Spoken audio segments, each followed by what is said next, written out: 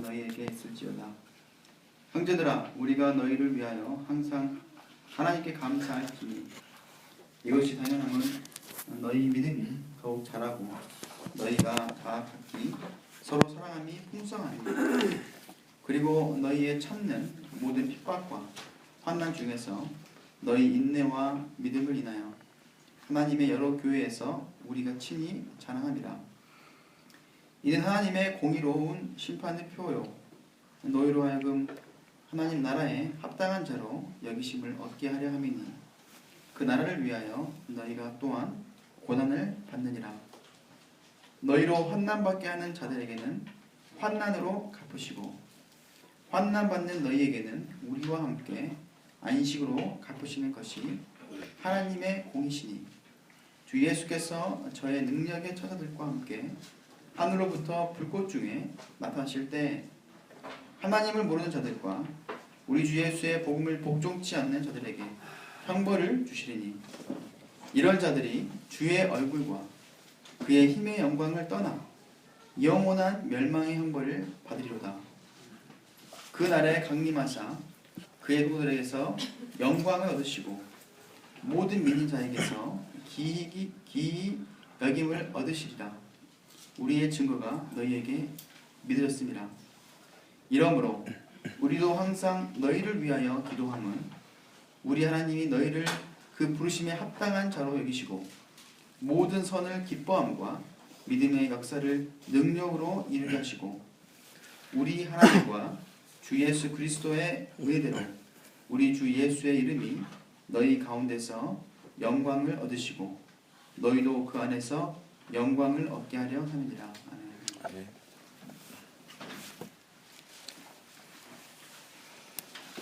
네. 제가 사회를 해서 잠깐 이렇게 준비를 할 텐데 형제님들께서 계속 준비해 주시면 좋을 것 같습니다. 데살로니가 후서는 바울이 데살로니가 교회에게 보내는 두 번째 편지인데요. 고난 가운데 성도들의 믿음이 굉장히 지속되고 있는 것을 바울이 듣고 그것에 대한 재차 격려를 하고 있고요. 동시에 처음과 크게 달라진 것이 없는 그들의 삶에 대해서 본 서신을 통해서 다시 한번 진리에 대해서 강력하게 교훈하고 깨어 그에 합당한 삶의 열매를 맺어야 하는 것을 촉구하고 있습니다. 무엇보다 바울은 고난을 통해서 성도가 얻는 유익에 대해서 처음보다 좀 더 명확하고 그리고 확실하게 설명을 하고 있는데요. 주님이 성도에게 주신 이 약속의 소망, 곧 재림과 종말론에 대한 바른 교훈을 바탕으로 성도의 도덕적 책무와 규모 있는 성실한 신앙인의 삶을 촉구하는 말씀입니다. 형제님들이 이 말씀을 통해서 교훈받은 것을 성경을 의지하시면서 자유롭게 나눠주셨으면 하는 마음이 있습니다.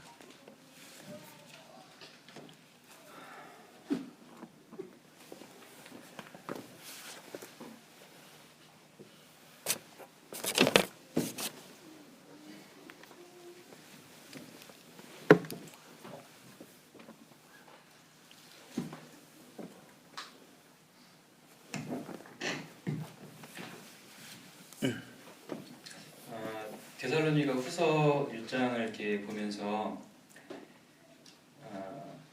가장 많이 이렇게 눈에 띄는 부분과 이 묵상을 해야 그 주제가 저한테는 이제 믿음이라는 그 단어 이것이 참 많이 이제 나왔습니다.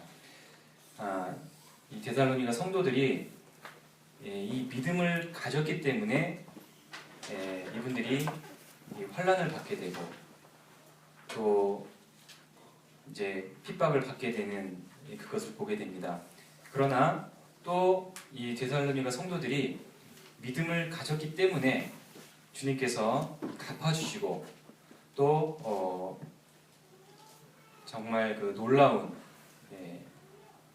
우리 주님을 바라보게 해주시고 또 우리가 그 나라에 들어가게 되는 그것을 해주셨다는 생각이 듭니다. 그래서 이 3절에도 보시면은 너희의 믿음이 더욱 자라고 너희가 다 각기 서로 사랑함이 풍성합니다. 이렇게 되어 있습니다. 이 믿음이 자란다는 이 말씀과 너희가 다 각기 서로 사랑이 풍성하다. 이제 이렇게 이제 기록이 되어 있는데요.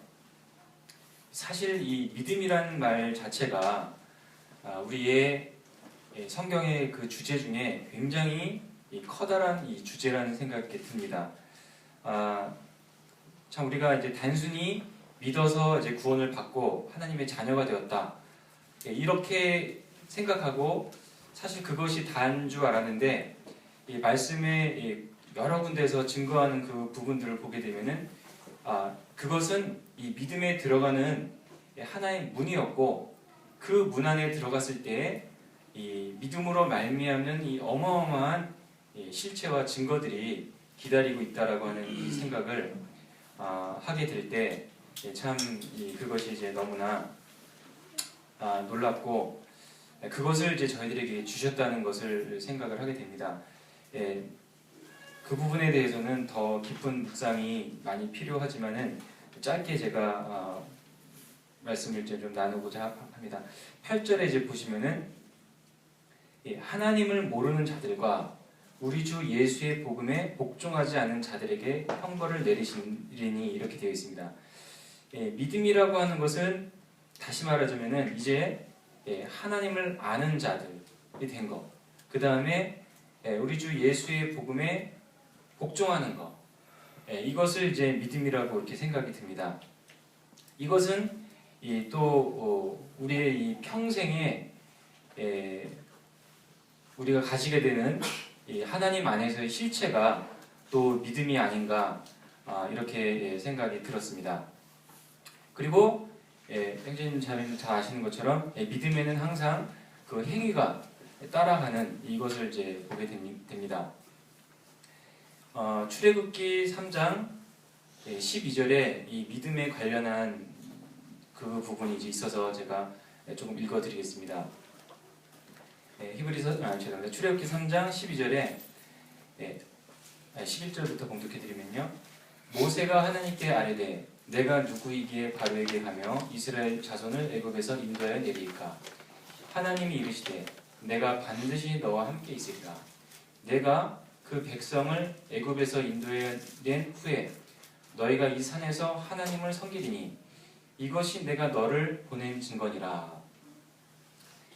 참 모세는 이제 이 바로왕 앞에 이제 가면서 정말 확실한 어떤 증거를 하나님께 구했습니다. 하나님, 확실한 증거를 보여주십시오. 증거를 가지고서 제가 가기를 원합니다. 그랬는데 주님께서 어떤 확실한 그 순간의 증거를 보여주신 것이 아니라 네가 그 백성을 애굽에서 인도하는 후에 너희가 이 산에서 하나님을 섬길 것이다.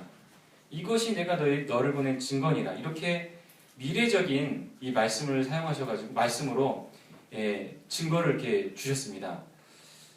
그래서 참 제가 이 부분을 이제 같이 묵상하면서 믿음이라고 할 때 이제 우리가 결국 데살로니가 말씀이 기록된 것처럼 불꽃 가운데 있는 우리 주님을 공중에서 우리가 영접하게 됩니다.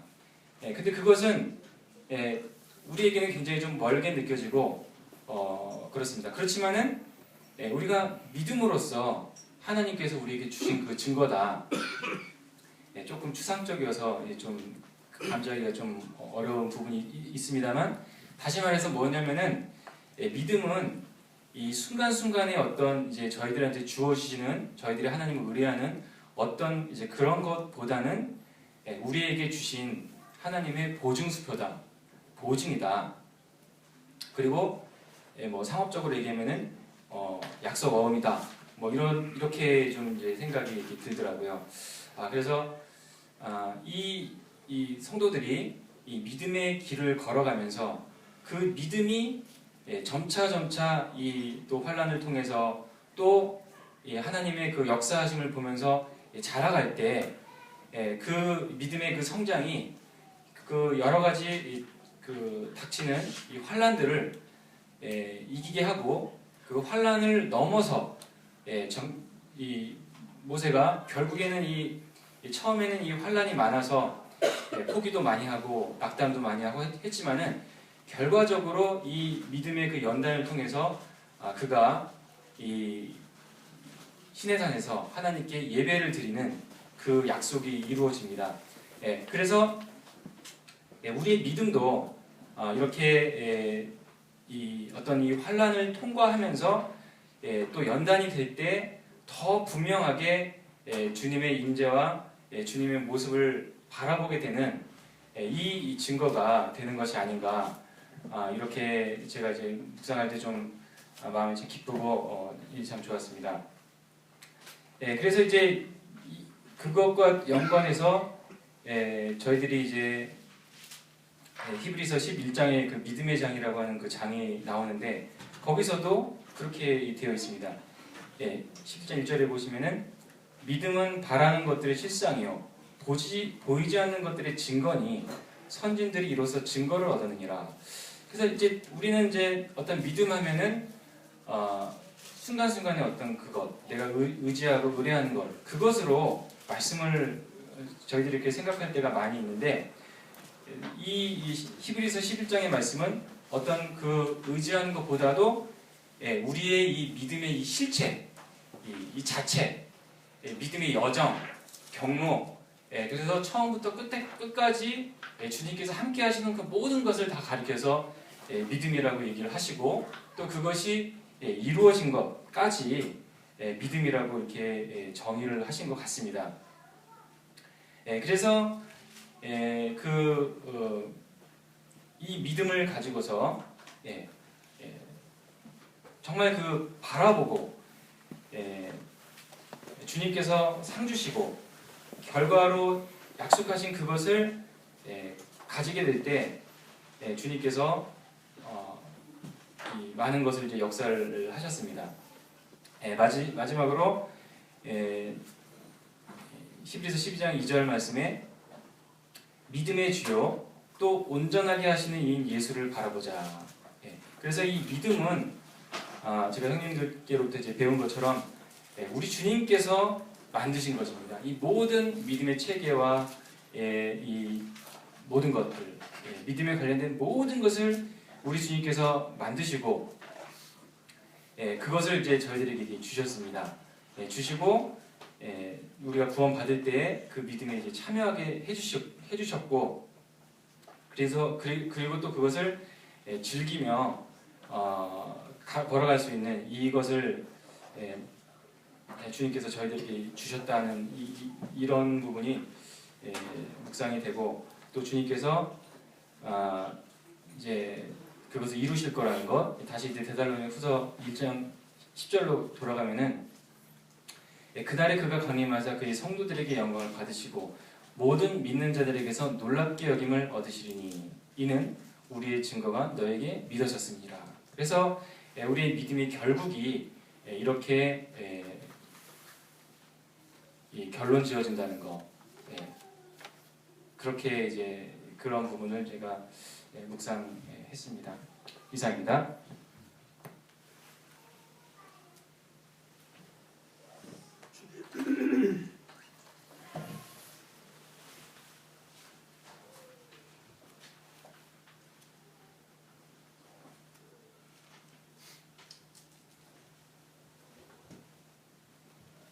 초반전에는 안타가 또 막판에 가면 다또 논의하고 제가 하겠습니다.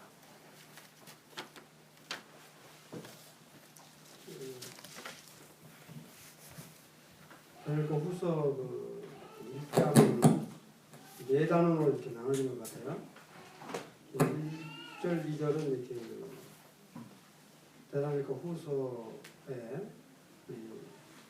실라와 디모데 함께 살아가는 이제 인사말을 이렇게 하셨는데 여기서 2절에 보면 하나님 아버지와 주 예수 그리스도로부터 은혜와 평강이 너희에게 있다 이 말씀 가운데 하나님 아버지는 우리에게 참 사랑과 은혜를 주시고 우리 주 예수 그리스도를 통해서 많이 은혜와 사랑과 평강을 얻을 수 있는 것이기 때문에 참 이 부분이 참 감사가 됐습니다. 참 우리는 이제 하나님으로부터 사랑과 은혜와 평강을 받고 이렇게 주시는 분이고 예수 그리스도를 통해서만이 우리는 이와 같은 하나님이 주시는 은혜와 사랑과 를 받고 우리 마음 가운데 평강을 얻을 수 있는 그런 자들인 것을 생각하고 있고 그런 부분들을 우리 이제 사도 바울님이 다르니까 성도들에게 이렇게 인사말로 하고 있는 것을 참 감사가 됐고요. 그다음에 이제 3절부터 이렇게 이제 그 4절을 보면 특히 믿음, 사랑, 인내 이런 말씀을 통해서 이렇게 격려하는, 이렇게 감사하는 이런 표현을 이렇게 쓴 걸 볼 때 다니엘과 성도들이 그 환난과 박해, 고통 가운데서도 그 믿음을 잃지 않고 정말 그 사랑을 나타내고 섬기고 또 그런 가운데 믿음을 인내로 지켜 나가는 그런 것이 사도 바울님은 이제 참 그런 것으로 말미암아 이렇게 모든 사람한테 이렇게 자랑으로 여기는 이렇게 참 격려하고 감사하는 말씀을 통해서 볼 때 참 우리들에게도 이러한 그 격려와 감사가 이렇게 감사로 이렇게 칭찬하는 그런 부분도 좀 익숙해졌으면 좋겠다 이런 그 마음이 들었고요. 그 다음에 이제 그 5절부터 10절까지는 그 핍박을 받는 성도들에 대한 그 감사가 이렇게 쭉 나오게 되는데 어떤 말씀이 이게 되냐면 주로 이 하나님의 공의로운 그 심판 이게 이제 지금 이제 언급을 이렇게 하고 있습니다. 그러시면서 이제 특히 그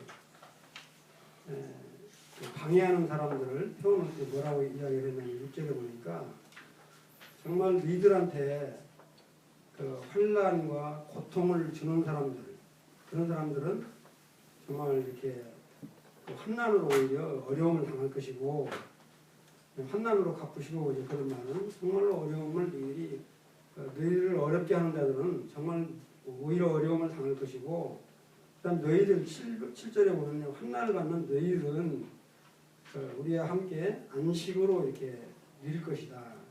그렇게 정말 그 위로와 이렇게 격려를 전해서 계속적으로 하고 있는 것을 볼 수가 있고 그다음에 이제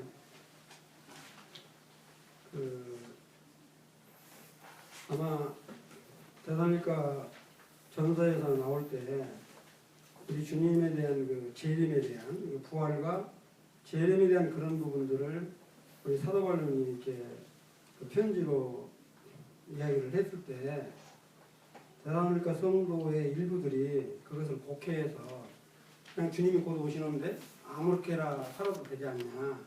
그다음에 이렇게 뭐 직장도 이렇게 그냥 어떻게 그냥 허랑방탕하고 쓸 것도 가족도 이렇게 마음대로 하고 아마 그런 사람들이 이렇게 나타났던 것 같아요. 그런 부분에 대해서 하지 말 것을 강력히 이렇게 말씀을 하시면서 뭐라고 표현하시냐면 그 절에 보면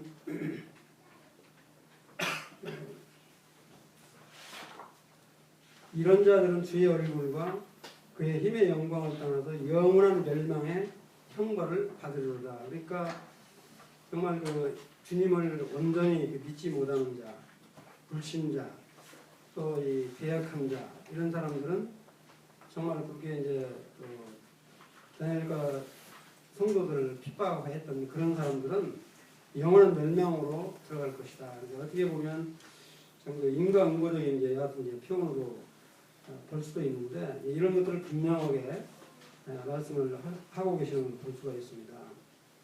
근데 정말 이렇게 이제 우리가 참으로 믿는 우리들에게는 10절에 보니까 예수 그리스도가 강림을 하시면 성도들에게는 정말 영광이 되고 또 이렇게 믿지 않는 자들에게는 심판이 되는 그런 것들을 다시 한번 강하게 이렇게 언급을 하고 계시는 것을 볼 수가 있습니다. 참 이런 것들을 볼 때 참 우리들 이 성도들은 어떤 삶을 계속적으로 좀 영위해야 될 것인가. 처음 믿음은 좋았지만 점점 갈수록 믿음이 이렇게 흔들린다든지 그렇게 됐을 때 물론 뭐 어떤 구원을 잃어버린다고 하는 그런 뜻이 아니라 정말 이런 말씀의 교훈을 받을 때 처음 믿음을 지키면서 간다라고 하는 것이 얼마나 큰 복인가. 그런 것들을 이렇게 다시 한번 깨닫게 됐고요. 11절에 보면 우리도 항상 너희를 위하여 기도함은 1절, 12절은 마지막으로 그렇게 강하게 표현하시면서 성도 대단히까 성도들을 위한 기도를 이렇게 하고 계시는 모습을 좀 보게 되는데 짧은 한 장이지만 인사말도 하시고 정말 감사의 말도 하시고 격려도 하시고 정말 이 잘못된 환난이나 핍박을 준 사람들이 어떻게 이렇게 멸망당할 것인가를 이야기를 하시고 정말 온전한 너희들은 하나님께 큰 그 영광을 받는다고 하는 것들을 언급을 하면서 마지막으로 이렇게 좀 교회를 위한 기도를 하고 계시는 걸 보게 될 때 참 감사가 됐습니다. 11절에 보면 우리도 항상 너희를 위하여 기도하는 우리 하나님이 너희를 부르심에 합당한 자로 여기시고 모든 선을 기뻐함과 믿음의 역사를 능력으로 이루게 하시고 이와 같은 우리 믿음으로만이 모든 일들을 이렇게 이루실 수 있다고 하는 것들을 다시 한번 대단히 성도들을 위해서 기도하고 있는 이 모습을 참 볼 때 참 감사가 됐습니다. 마치 꼭 우리 교회를 향해서 사도바울 형님이 편지를 하신 것처럼 그런 생각이 들었어요. 12절에 보면 우리 하나님과 여기서 이제 삼위일체를 같이 말씀을 하시는 것 같은데 우리 하나님과 주 예수 그리스도의 은혜대로 우리 예수의 이름이 너희 가운데서 영광을 받으시고 너희도 그 안에서 영광을 받게 하라 함이라. 오직 우리 하나님 아버지의 참 주권적인 사랑과 은혜 그건 오직 1절에서 2절에서 이야기했던 것처럼 예수 그리스도를 통해서만이 받을 수 있고 영광을 나타낼 수 있는 그런 것임을 생각이 들 때 참 우리가 참 이와 같이 환난과 핍박과 박해를 받는 것은 믿음을 잃는 것이 아니라 오히려 믿음을 더 굳게 세워지는 것이다라고 하는 것들을 하나님과 성도들을 통해서 다시 한번 확인할 수가 있었고 이런 것을 통해서 우리들의 믿음들이 더욱더 견고히 세워지는 것이다라고 이렇게 생각이 되어집니다. 그런 것들을 통해서 하나님의 영광이 이렇게 드러나는 그런 것들을 이렇게 깨닫게 되었습니다. 이상입니다.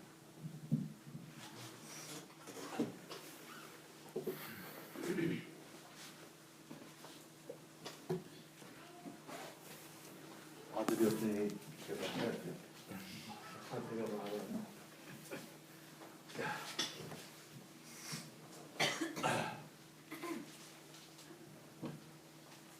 구원, 연합, 누림, 감사, 평강 이거보다 앞서는 게 이제 주님의 은혜가 있어야만 구원도 받고 또 그 안에서 주님의 감사하고 누리기도 하고 또 주님 앞에 주님께 연합해서 같이 이제 이렇게 위로의 말씀을 어떤 이제 사도 바울이 데살로니가 성도들에게 이렇게 말씀합니다. 그런데 여기서 놀라운 말이 있어요. 우리 한번 떠올립시다. 내가 주님을 믿고 주 안에서 생활하고 주님을 위해서 일하는데 나를 여태까지 인생 40년, 50년, 60년 동안, 70년 동안 나를 핍박했던 사람이 누굴까? 근데 주님은 나를 핍박했던 사람을 기억한다고 했어요. 딱 집어낸다고 했어요. 그래서 네? 나를 환난 가운데 몰고 가고 환난 가운데 떨어뜨리고 고난과 어려움을 준 자를 딱 집어내가지고 그 사람을 환난에 처한다고 했어요. 하나님 주님은 공의로우신 분이세요. 그러니까 그러면 왜 성도를 왜 환난받게 하냐? 하나님의 나라에 합당한 자로 들어가게 하기 위해서 하나님의 나라가 성결하고 깨끗한 곳인데 고난을 받고 환난을 받아서 하나님의 나라에 들어갈 수 있는 자격을 주기 위해서 환난을 당하게 했으니까는 내가 주님 믿고 믿음 안에 생활하는데 나를 핍박하고 어렵게 하고 스트레스 주고 참 직장에서 3년 4년 동안 같은 일주일에 6번을 만나는데 참 그것도 뭐 할 짓이 아니에요. 주일날만 해당이 되고 월요일 아침 8시 반부터 그냥 저녁 6시까지 스트레스 주는데 그거는 여기 직장 생활을 하거나 또 같은 집안에서 위에 분이 아래 분한테 믿지 않는 분이 믿음의 자녀들한테 스트레스 준다는 또 반대로 될 수가 있죠. 그래서 주님은 여기서 놀라운 말로 갚아주신다고 했습니다. 그러니까 딱 찍어서 환난 받는 자, 환난을 주는 자, 주님께서 딱 찍어서 그분을 환난 가운데 여신자 했습니다. 이게 하나님의 공의입니다. 참 이렇게까지 딴 데서는 별로 표현을 안 하는데 계시록이나 이런 데 표현하는데 이 데살로니가 후서 1장에서 이렇게 딱 집어서 표시를 합니다. 그때 참 감사가 됩니다. 그리고 그분을 환난 가운데 엮고 대치기 위해서 내가 대항하는 것이 아니고 주님께서 그분을 환난 가운데 스트레스 주고 환난을 그분을 하나님께서 기억하시고 일일이 전부하다 하나님의 공의로우신 분이기 때문에 한 점도 기억을 잃지 않으시고 그런 사람을 환난 가운데 이렇게 하고 이분이 또 우리들이 진짜 전문같이 나오게 해서 하나님 나라에 합당한 자, 그 5절에는 하나님 나라에 합당한 자로 쓰기 위해서 고난과 슬픔과 환난 속에 있더라도 하나님 나라에서 합당한 자로 쓰이기 위해서 고난을 주셨다 이렇게 자세히 풀어 설명해 주시네요.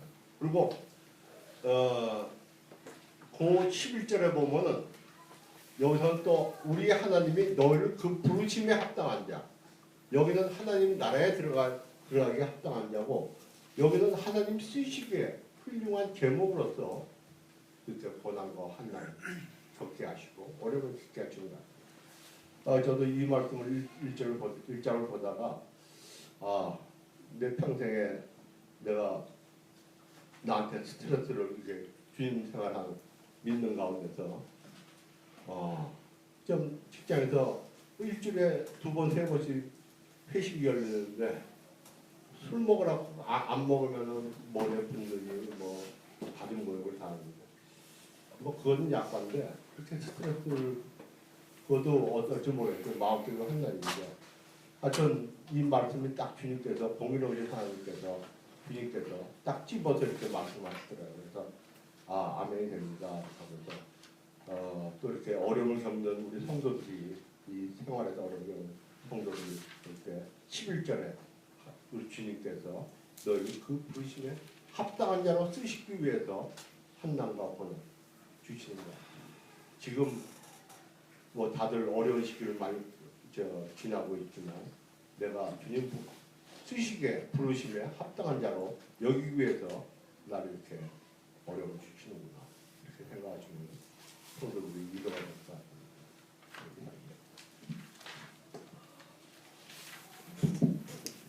네, 데살로니가전서에 이어서 후서는 사도 바울이 데살로니가 교회에게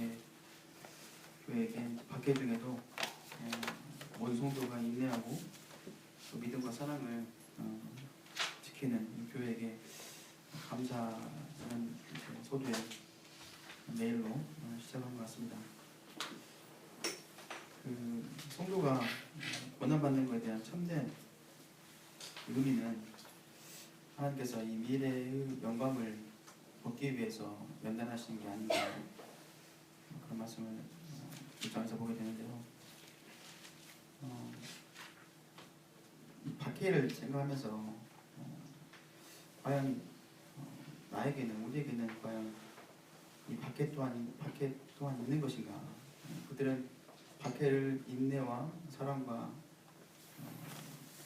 주임으로써 보겠는데, 그래서 이러한 서신들을 받게 되었는데, 과연 나에게는 그러한 박해가 있는 것인가? 그런 삶 돌아보면서 내가 주님 앞에서 과연 올바르게 주님이 쓰시는 귀한 그릇으로 살아가고 있는가? 그러한 메시지를 주셨고요. 그리고 사도 바울은 그러한 인내와 박해를 극복하면서 이 대사로니 교회를 이 모범적인 교회로서 3절부터 쭉 설명해 주는데, 그러한 박해와 어려움이 있지만 우리에게는 이 10절의 말씀에 나와 있는 것처럼 주님의 재림의 때에 이 하나님과 이 사람과의 상호 이 영화의 비밀, 하나님은 사람을 통해서 영광을 얻으시고 인간은 하나님 안에서 영광을 얻는 것. 참 우리 아시안 게임 보니까 수많은 그 선수들이 그 금메달을 따기 위해서 그 모든 땀과 힘을 들여서까지 그 기간 동안 참고 있는 이유는 마지막 그 경주에 자기가 받을 금메달을 위한 거지 않습니까? 그런 걸 보면서 참 우리에게는 이 세상에서 그 어떠한 만족과 평안은 없다. 하지만 우리의 목표는 하나님의 영광 안에 하나님 안에서 영광을 얻는 것, 그것만이 참 값진 그리스도 인생에서의 귀한 보배가 아닌가, 그런 마음을 주면서 과연 내가 달려가야 될 표대는 무엇인가, 그런 말씀 주셨고요. 그리고 이웃 저는 교제주신 것처럼 2절에서 하나님 아버지와 주 예수 그리스도로부터 은혜와 평강이 너에게 있을지어다. 참 은혜와 참 평강은 오직 하나님의 은혜와 그리스도의 은혜만으로 말미암구나. 내가 내 나름대로는 어떠한 위안을 삼고 평안을 얻기를 원하고 평강 가운데 있기를 원하지만 하나님과 그리스도로부터 벗어나면은, 또한 하나님과 그리스도로부터 채워지지 않으면 그 어떠한 은혜와 평강과 만족은 없구나. 그런 말씀 주시면서, 그러면 3절에 나와 있는 너희의 믿음이 더욱 자라고, 이 믿음이란 무엇일까? 계속해서 믿음에 대해서 전부터 계속 제 나름대로 캐시마크를 갖고 있었는데, 믿음은 곧 하나님이 아닌가. 너희 하나님이 더욱 잘하고 너희가 다 각기 서로 사랑하며 풍성하며. 근데 나와 있는 말씀 있고, 또한 11절에 믿음이라는 단어를 하나님 불러서 믿음의 역사를 능력으로 이루게 하시고, 하나님의 역사를 능력으로 이루게 하시고, 하나님이 곧 믿음이시고, 우리가 믿음의 단어를 말할 때는 보통 트러스트나 빌리브라는 표현을 쓰지 않습니까? 근데 인간이 생각하는 그 믿음은 유한하고 한계성이 있고, 또한 제한적이지만 믿음이라는 단어를 우리가 정말 확실하게 알려면 믿음은 곧 하나님이다. 하나님이 곧 믿음이시다. 인간으로서는 그 어떤 믿음이 나올 수 없음이 맞지 않나, 그런 말씀들을 1장을 통해서 저에게 교훈 주셨습니다. 감사합니다.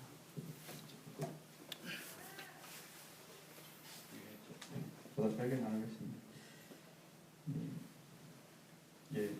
핍박과 고난이 있었던 데살로니가 교회를 보게 되면서요, 저도 동일하게 이렇게 참 저희 시대와 참 저의 삶과 참 맞지 않다는 생각을 많이 하게 되고, 그래서 요즘 시대마다 어떻게 보면 평안하고 고난이 없고 특별한 어려움이 없는 그러한 시대인데, 데살로니가 전후서를 쭉 보면서 저희가 이걸 이렇게 묵상하는 게 제가 참 어떤 부분에서는 좀 맞지 않다는 생각이, 맞지 않다기보다는 저희가 참 동떨어진 듯한 생각이 들었습니다. 그래서 오늘도 이렇게 이 1장 말씀에 보면 이 데살로니가 교회에 박해와 환난과 이런 큰 고난이 있었던 것을 보게 되는데, 참 이렇게 어려움이 있을 때 믿음에서 떨어지지 않고 믿음에서 더욱 자라게 되고 더욱 사랑이 풍성하게 되는 데살로니가 교회를 향해서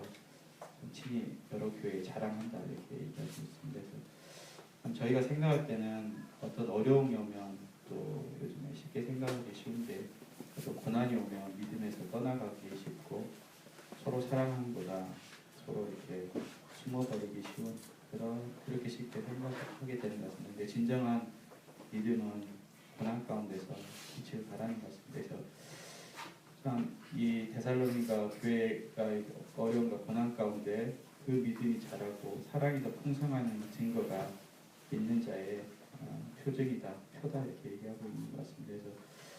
그래서 저도 1장에 쭉 들어왔던 단어가 하나님의 공의로움, 하나님의 공의가 어떤 것인지, 공의로운 심판이 무엇인지 보게 되는데 5절하고 7절에 이제 동일하게 두 부분의 말씀이 공의롭다는 말씀이 나와 있습니다. 참 하나님이 참 그 공의로우시기 때문에 저희로 인해서 또 공의롭게 심판하실 수 있다는 생각이 듭니다. 저희가 하나님 앞에 서게 될 때 참 저희를 향해서 하나님이 또 믿지 않는 자들을 향해서 저희를 보실 때 참 저희가 믿음 때문에 오래 참고 믿음 때문에 하나님 믿기 때문에 핍하고 억울함을 당해도 참고 또 고난받고 참 이런 모습을 보면서 하나님이 굉장히 공유롭게 하실 수 있다는 그런 어떤 하나님 참 자랑스러워 하실 것 같습니다. 참 너희들은 그렇게 하나님을 믿으라 해도 또 하나님이 증거해도 하나님을 믿지 않았지만 이 믿는 자들을 봐라. 그들이 얼마나 참 연약하고 또 믿음 때문에 많은 손해를 보고 고난을 당하지만 그들이 나를 믿고 또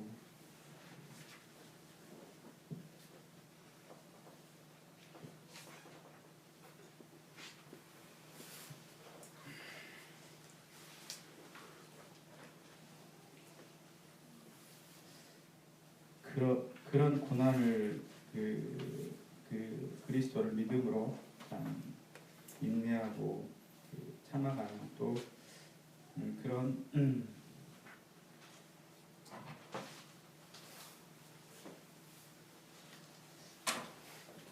그런 모습을 보면서 하나님이 공의롭게 심판하실 수 있는 그런 자부심을 하나님이 가지실 것 같아요. 그래서 이것은 하나님의 공의로운 심판의 표다. 이렇게 말씀하고 있고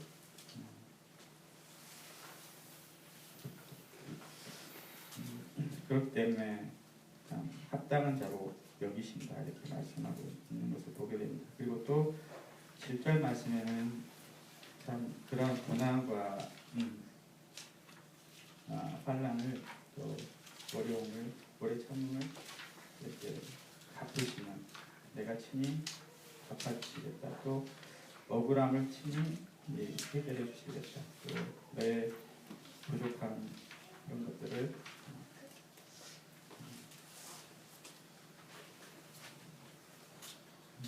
갚아주신다.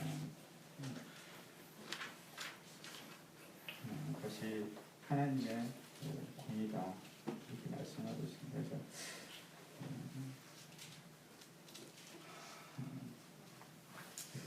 이처럼 하나님이 이렇게 공의롭다. 하나님의 공의 앞에 저희가 설 수 있고 의지할 수 있는 것을 이렇게 보게 되고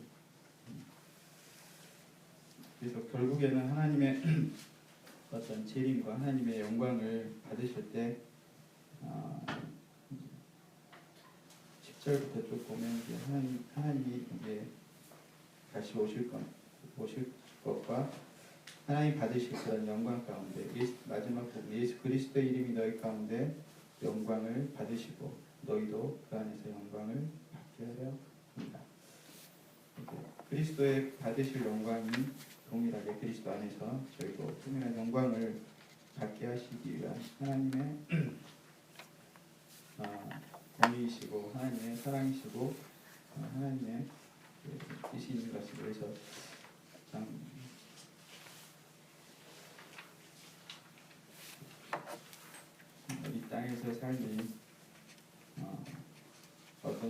없을까 이렇게 또 생각해보는 말씀드리고 그렇기 때문에 저희가 이런 고난과 어려움이 또 저희 믿음을 자라게 하고 소망을 낳게 하고 인내를 낳게 하고 하나님을 경험하게 하는 또 그런 하나님 가운데 저희로 영광을 받으시고 합당한 자로 저희를 여기시기 위해서 아니라 참 연단의 도구로 고난 가운데 이렇게 저희가 있음을 보게 된다 해서 고난받는 것이 내게 유익이다 이런 말씀이 참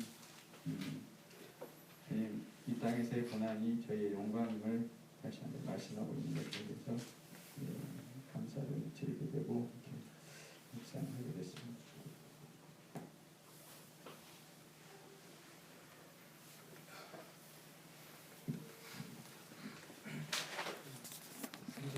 산절 말씀입니다. 믿음의 산절 후반전에 믿음의 성장과 사랑의 풍성함, 균형 잡힌 이렇게 되면 참 균형 잡힌다라는 이렇게 생각을 해봤습니다. 전 믿음에 대한 지적 믿음과 또 하나님을 경험한 그래서 주님을 더욱더 신뢰하는 그런 신뢰함이 더욱더 이렇게 자라고 성장했을 때 이제 다른 이들을 향한 사랑이 풍성해진다는 것. 믿음은 어찌 보면은 주님과의 관계 속에서 우리가 믿음이 자라는 것이 될 것이고 또 그 주님을 믿음으로 말미암아 서로 형제자매들이 사랑하고 그 사랑은 또 가족들과 이웃들에게 이렇게 그 사랑이 풍성해진다는 것을 보게 됐습니다. 주님이 내가 너에게 새 계명을 준다고 했고 너희가 서로 사랑하라. 그러면 이제 세상이 너희가 내 제자인 줄 안다고 이렇게 말씀한 걸 기억합니다. 우리가 주님을 향한 믿음이 더욱더 자라났을 때 그것만 자라고 이제 사랑함에 대한 풍성함이 없을 때 그것은 균형 잡히지 않은 한쪽으로 기울어진 잘못된 믿음이라는 것들을 보게 됩니다. 믿음이 더욱 자랄 때 그만큼 사랑이 다른 이들을 향한 사랑이 풍성해진다는 그 부분들을 이렇게 보게 됩니다. 사절에 보면 핍박과 환난 이 중에 이제 인내와 믿음을 이제 사도 바울은 자랑한다고 했습니다. 그러면 핍박과 환난이 없으면 참 자랑할 게 없어지게 되겠죠. 저는 이 핍박과 환난이 각각마다 각 그 형제자매들마다 굉장히 종류가 굉장히 다양하다는 생각이 듭니다. 어떤 이들은 아까 형제님들 말씀하신 것처럼 직장에서 그 받는 그 핍박과 환난이 굉장한 겁니다. 그리고 어떤 분들은 가족 가운데서 또 어떤 분은 또 그 교회 가운데서 오는 그런 핍박과 환난도 이렇게 오는 것입니다. 저는 이 핍박과 환난을 어떻게 보면은 참 고무줄 같다는 생각이 들어요. 이 고무줄이 이렇게 막 당겨주지 않고 잡아 당겨주지 않고 이제 텐션이 없으면 일정 시간이 지나면 그 고무줄은 사가가지고 나중에 갑자기 딱 잡아 당겼을 때 딱 또 끊어져 버리거든요.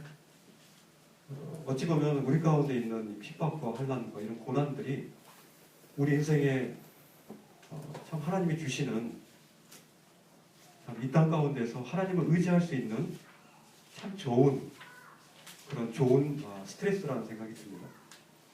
그래서 그때 핍박과 환난이 있을 때 그 믿음을 시험할 수가 있고 그때 주님을 의지할 때 우리는 그로 말미암아 하나님을 경험하는 그런 놀라운 경험들을 통해서 하나님의 우리 삶의 주인이 되시고 승리가 되시는 그 주님을 경험할 수 있는 것 같습니다. 우리 가운데 만약 핍박과 환난이 없고 무풍지대에서 그냥 다람쥐 쳇바퀴 돌듯이 그냥 살아간다면 오히려 그것이 더 힘들 거예요. 그걸 보면 7절에 보면은 환난 받는 너희에게 안식으로 갚으신다고 그랬는데 이 안식이란 그 뜻은 그 안자가 이제 지붕에 여자가 앉아 있는 거 아닙니까?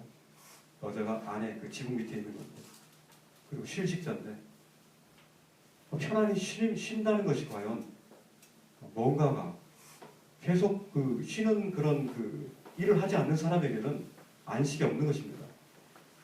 그러나 이 땅에서 주님은 우리가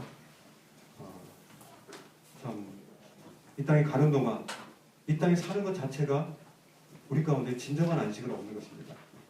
우리 가운데 만약 핍박과 환난이 없다면 그것은 분명히 정상적인 건 아닐 거예요. 왜냐하면 지금 악의 영의 세력들이 우리를 계속 우리가 주님의 길을 걸으려고 할 때, 좁은 길로 가려고 할 때 분명히 사탄 마귀는 엄청난 방해를 가지고 사람들과 환경을 통해서 우리 가운데 핍박과 환난을 줄 수밖에 없거든요.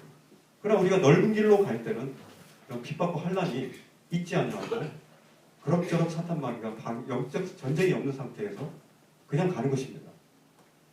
그런 영적 전쟁과 그런 고난과 힘들게 주님을 봤을 때 그때 우리 가운데 비로소 안식이 있는 겁니다.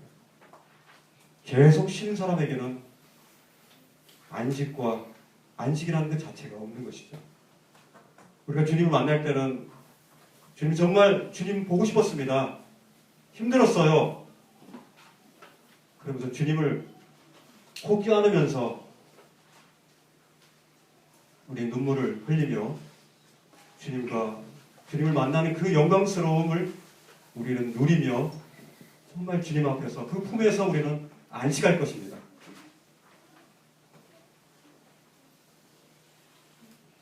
참 주님을 고대하는 자들은 그렇게 하는 것입니다. 우리가 만약 핍박과 환난이 우리 가운데 있지 않다면 그 부분에 대해서 찾아야 될 것입니다. 그리고 영적 전쟁이 없는 무풍지대인 저의 삶에 대해서 한번 주님 앞에 돌아보고 주님 앞에 정직하게 고백하며 다시금 이 좁은 길에 대한 부분, 좁은 길이 과연 무엇인가요? 각자 삶에 대한 그 부분들을 주님이 보실 것입니다. 이상입니다.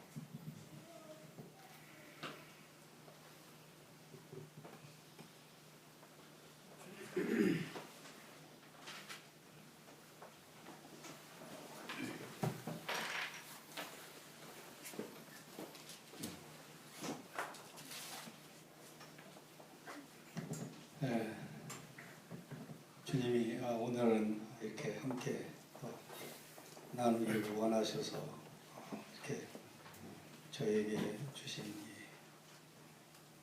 나눔을 성도들과 함께 나누기를 원합니다.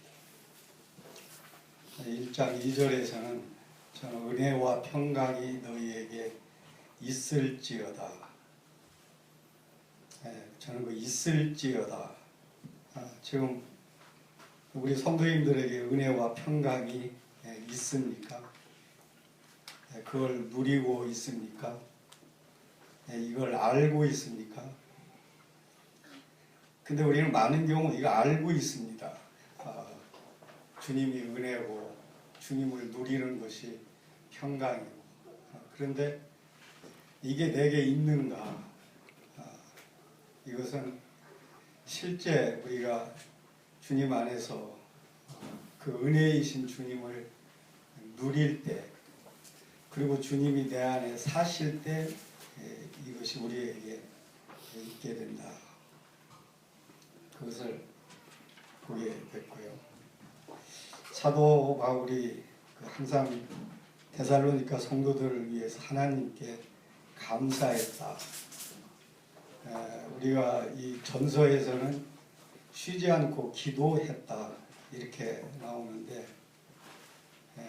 실제 이 감사했다는 것은 항상 이 기도함, 그래서 그리스도 안에서 끊임없이 이 데살로니가 성도들을 위해서 기도하고 교통했기 때문에 이런 감사가 나온다고 보여집니다. 너희 믿음이 더욱 자라고 믿음이 자란다는 게 무엇입니까? 또 어떻게 하면 이 믿음이 자랄 수 있습니까? 우리는 이 성도들이 그 신앙이 성장함에 따라서 그 달라지는 이 표식이 있는데 이 믿음에 대해서 어떻게 깨닫느냐 그리고 어떻게 이 믿음을 누리느냐 이것이 이 성도들마다 지금 각기 다릅니다.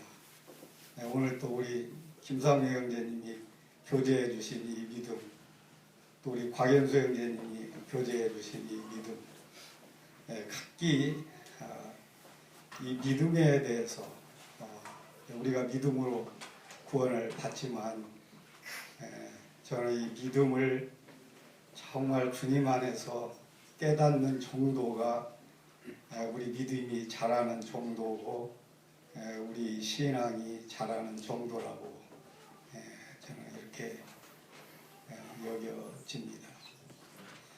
실제 이 믿음은 우리 주님이지 않습니까? 믿음의 주요 온전케 하시는 이인 예수 그리스도 우리 주님이 믿음입니다. 그런데 이 주님과 하나됨이 믿음이고 하나된 주님을 누리는 것이 믿음이고 누림을 통해서 그리스도가 살고 나타나는 것이 이 믿음입니다. 그래서 이 믿음이 자라는 만큼 사랑이 자라는 것입니다. 왜? 하나님이 사랑이십니다. 우리 주님이 하나님이십니다. 주님의 생명이 내 안에서 자라는 만큼 믿음이 자라고 나타나는 것입니다. 이 주님으로부터 나오지 않는 건 이건 사랑이 아닙니다.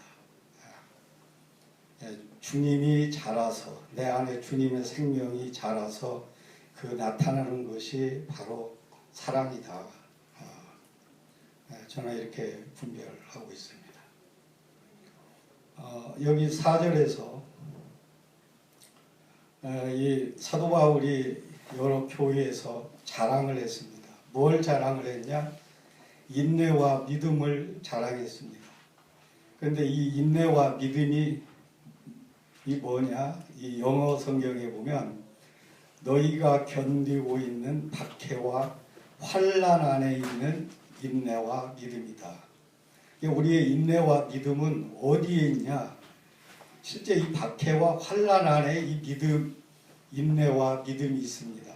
그러면 이게 없으면 박해와 환난이 없으면 이건 믿음이 없다는 것입니다. 그러니까 이 5절에 보면 이는 하나님의 공의로운 심판의 표다.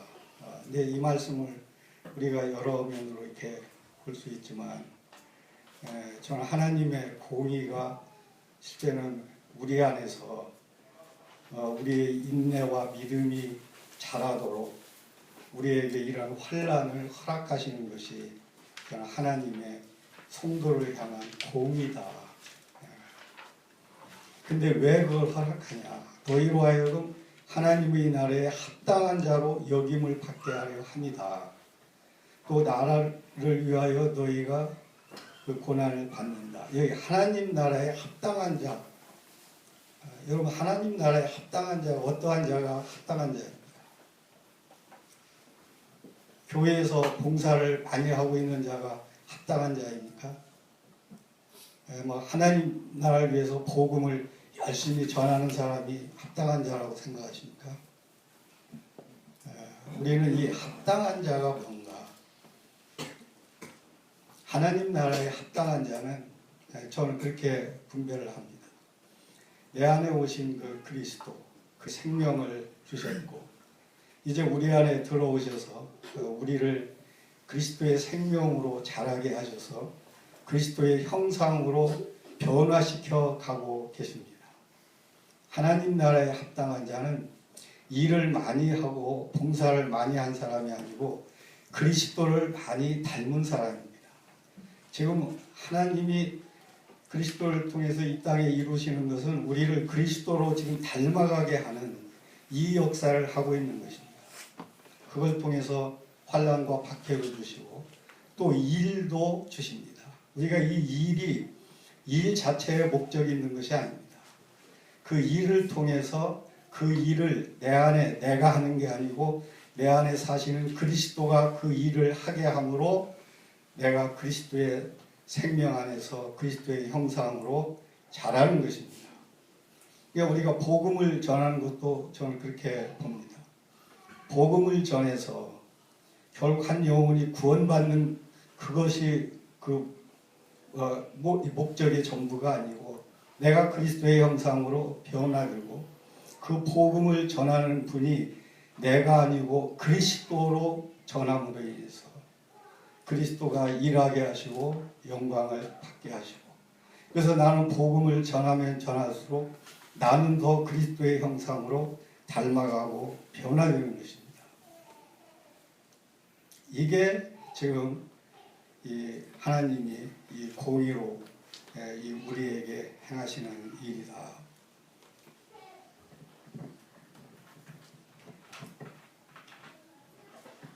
그래서 우리는 이 하나님의 나라에 합당한 자, 또 그 나라를 위하여 이것은 실제 이 그리스도가 우리 가운데에서 내 안에서 얼마나 참 역사하셔서 나를 그리스도의 형상으로 변화시키고 결국은 그리스도의 목적은 나를 그리스도 변화시켜서 그리스도의 신부로 우리가 그리스도 안에 나타나게 하는 것입니다.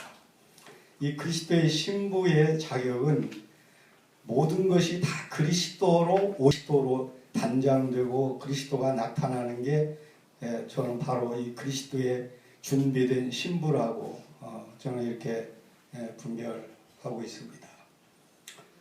그래서 10절에 보면 그날에 그가 강림하사 그의 성도들에게서 영광을 받으시고 이 영광을 받으신다는 게 무엇입니까?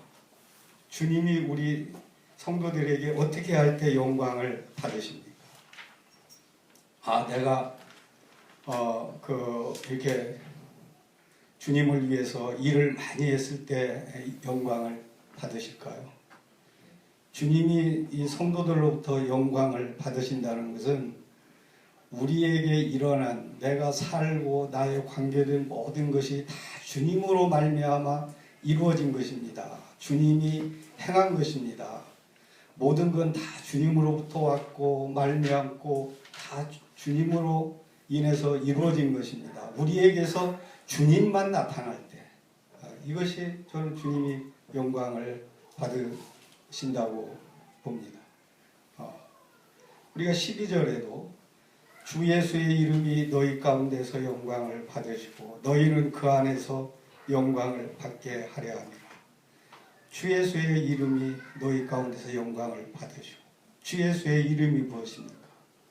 이게 그리스도의 생명, 그리스도의 인격, 우리 주님이십니다. 그분이 우리 가운데서 영광 받으시려면 어떻게 해야 되겠습니까? 모든 것이 그분으로 말미암아 이루어지고 우리 가운데서 그분만 나타나야 되는 것입니다. 이건 모든 것이 주님으로 말미암은 것이 주님이 하셨습니다.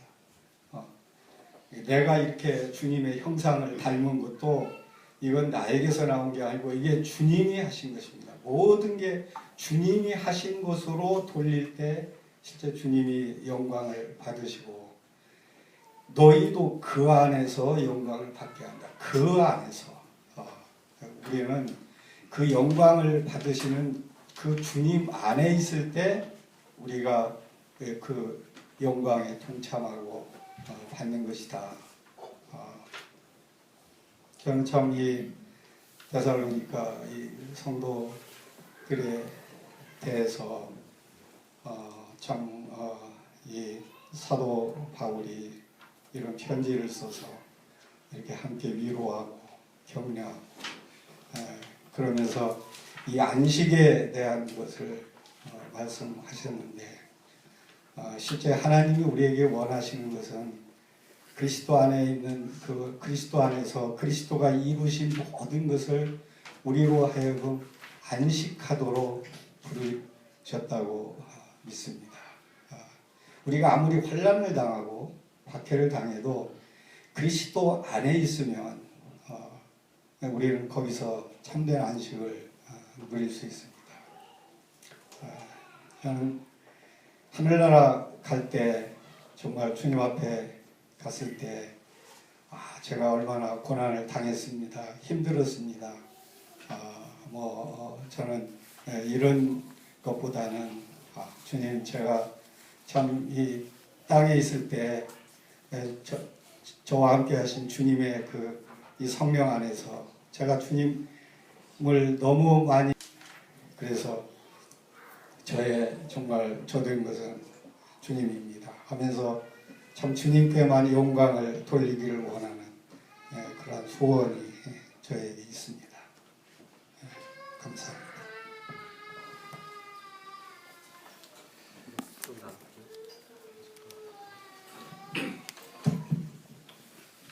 저는 잠깐 나누겠습니다.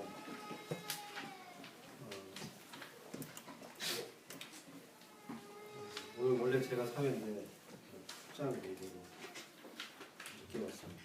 형제님께는 부탁을 드렸습니다. 늦었지만 와서 여러 형제들의 이 교제를 듣게 될 때에 참 위로가 되고 감사가 됐습니다. 저는 5절에 보시면 하나님의 공의로운 심판의 표에 대해서 말씀을 하고 있습니다. 근데 무엇이 그러면 하나님의 공의로운 심판의 표냐? 이든이라고 지시하고 있고, 그것은 4절에 보시면 데살로니가 성도들이 환난과 핍박 중에서 인내와 믿음을 지킨 것입니다. 그것이 하나님의 공의로운 심판의 증거가 되는 것이다 라고 바울이 말씀하고 있습니다. 어떻게 심판의 증거가 될까라는 것을 좀 묵상하면서, 성도의 인내와 믿음은 그것이 하나님의 공의로운 심판의 증거가 된다라고 말씀하는 것은 중요한 의미가 있다고 생각이 됩니다. 왜냐하면 지금 이 데살로니가 후서를 보시면 7절, 8절 보시면 주님께서 하늘로부터 불꽃 중에 나타나는 사건이 있습니다. 이것은 바로 주님의 지상 강림을 말씀하고 있다고 분별이 됩니다. 주님께서 지상에 강림하실 때, 성도들과 함께 지상에 강림하실 때는 주님의 날들이 이제 이 땅에 펼쳐지는데, 그때는 하나님의 심판이 이 땅에 있게 되는 것입니다. 근데 그것이 하나님을 모르는 자들, 하나님을 모르는 것이 심판이 되는 것입니다. 내가 몰라서 못했다. 이것은 하나님 앞에서 이유가 안 된다는 것을 보게 됩니다.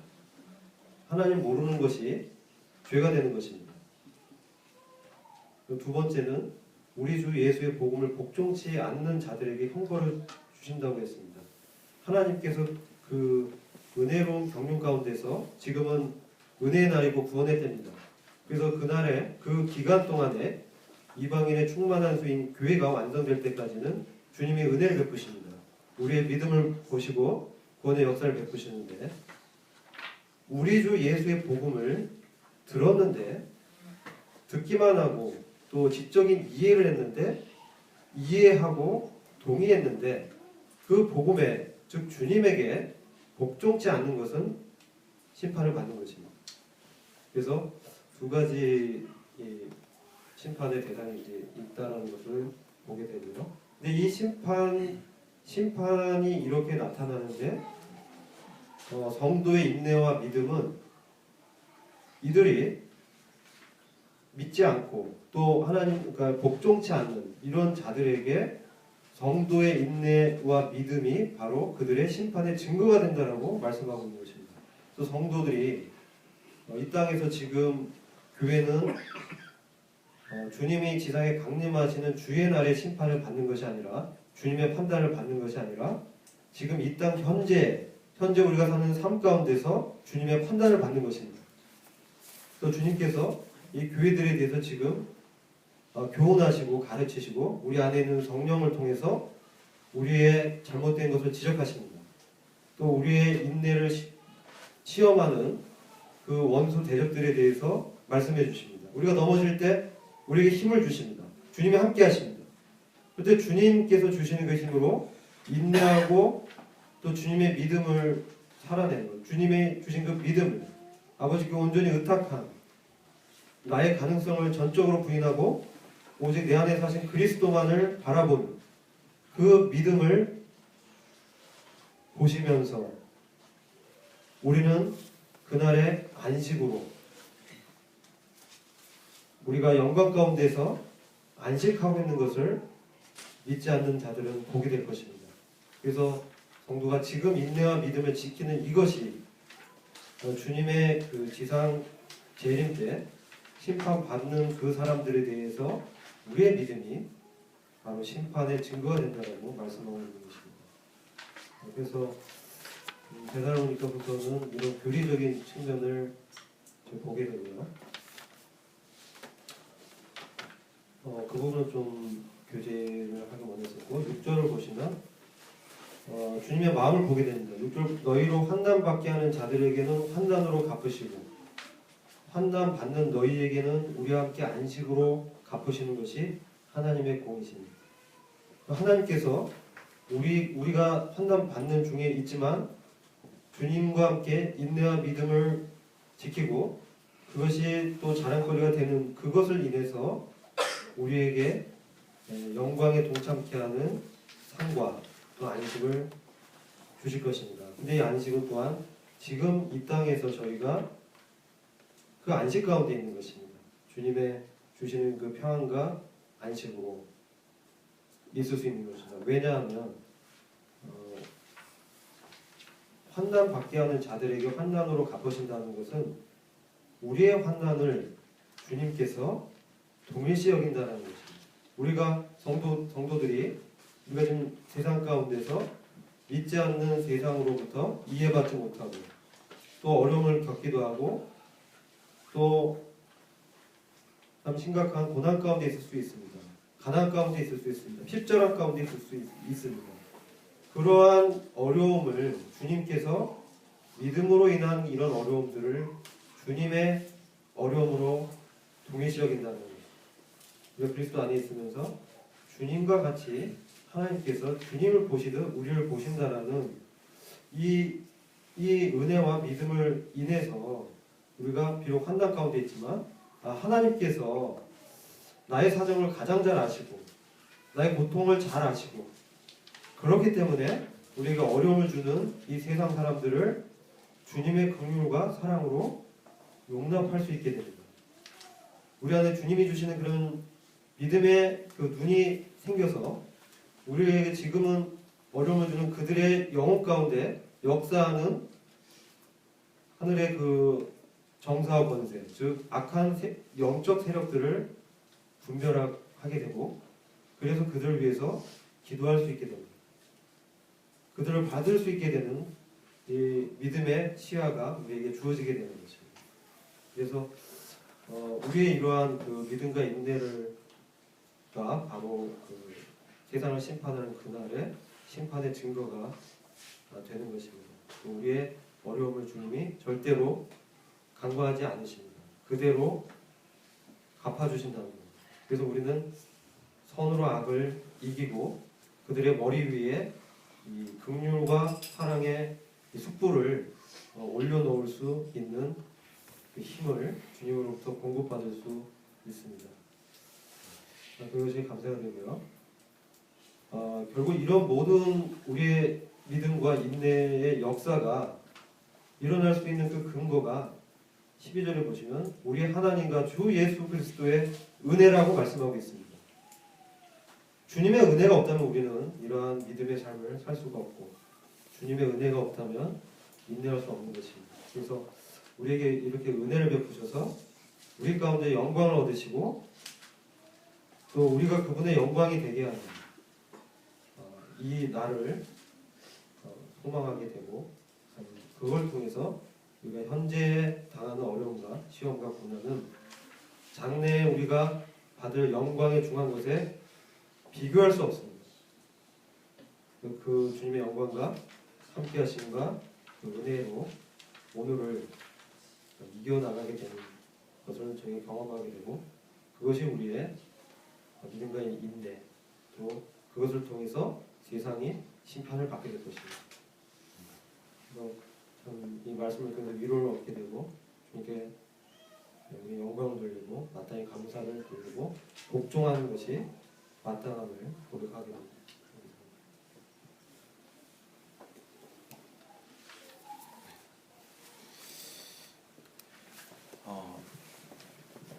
오전에 말씀을 계속 주님이 허락하시더라고요. 근데 말씀 보면서 주님이 교훈하시는 것은 이게 굉장히 하루를 시간을 보낸 것 같아요. 말씀을 공부하면서 주님 허락을 하셔서 주님이 교훈하시는 것은 인간의 본성은 자신의 판단을 무엇보다 신뢰한다. 그리고 그 판단은 제한된 정보에 바탕을 두고 내려지기 때문에 신뢰할 수가 없다. 그리고 실제 본인이 그런 정보를 바탕으로 해서 적용한다고 해도 그렇게 큰 도움이 되지 않는 것을 빨리 깨달아야 된다. 그런데 그것을 깨달을 수 있는 건 하나님의 사람으로 변모시킬 수 있는 건 혼란과 고난밖에 없다. 성도의 삶이 혼란과 궁핍과 핍과 가운데 머물러만 진다면, 그 가운데 근근히 살아가는 삶이 된다면 이것만큼 참혹한 삶은 없다라는 생각을 주님 말씀 주셨습니다. 하지만 성도는 주님이 자랑하는 삶이 되기 때문에 시험이 주어지고 핍박이 주어진다. 욥의 시험이 곧 그 시험이다. 하나님이 자랑할 수 있는 사람만 시험을 받게 되고, 하나님이 자랑을 하고 싶어하는 사람만 시험이 주어진다. 그래서 그 사람은 곧 하나님의 사람인 것이다. 이런 교훈을 받게 됐고요. 저와 우리 성도님들의 삶이 혼란과 궁핍과 핍박 가운데 삶을 연명하는 삶이 아니라 그런 삶에서 주님의 주되심을 온전히 나타내고, 그리고 그것을 통해서 주님께 영광을 드리고, 그리고 그 영광을 받으신 주님이 우리를 영화롭게 하시고 주님께 영광되는, 그리고 주님의 사람으로 온전히 변모되는 성도님들 되길 원합니다. 기도하시고 이번 시간 기도 제목 나누시고 기도하도록 하겠습니다.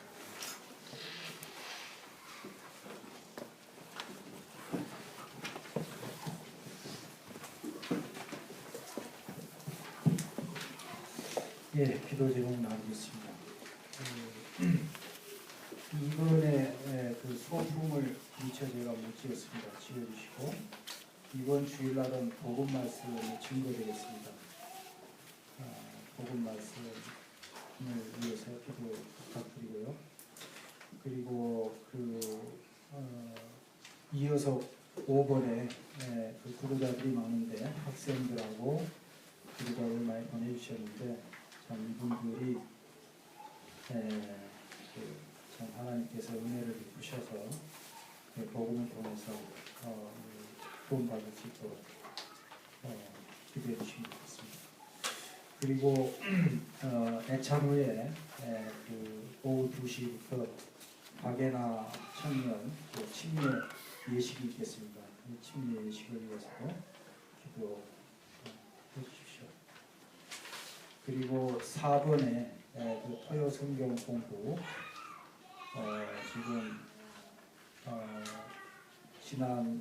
지난주 토요일은 7분이 참석을 했는데 계속해서 기도가 필요합니다. 기도해 주시고, 그리고 그 김정호 씨를 위해서 특별히 기도해 주시기 바랍니다. 그 구원을 위해서. 외국인 위해서 기도해 주시고, 다음 주 수요일은 이제 2장 대사를 가고서 2장 김상용 형제님이 사회 인도해 주시겠습니다. 그에 특별한 기도 제목 있으시면 나눠주시죠. 저 형님 김광민 씨가 이제 좀 회복기에 들어가지고요. 좀 나아진다고 했는데 이제 살만하니까는 조금 더 돌아다니시더라고요. 그래서 제가 저번 주에 좀 그 형님들이랑 뵙고 이번 주부터 이제 조금 나으면 어떻겠느냐 권유를 하고 있는데, 본인이 저희 사촌 형들 전도를 하더라고요. 교회 나가야 된다고. 근데 이제 본인은 막상 또 올라가면 머리가 아프다고 위에서 기도해 주시면 감사하겠습니다.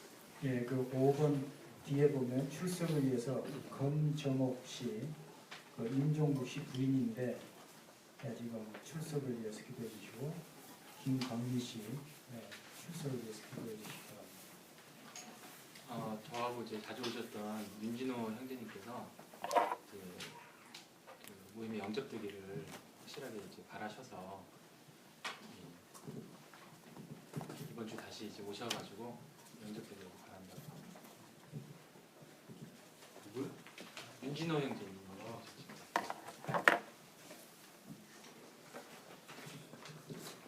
그 간증문을 좀 제출해 주시면 좋을 것 같아요. 그리고 그 장로 형제님들하고 한번 미팅을 기도해 주시고요.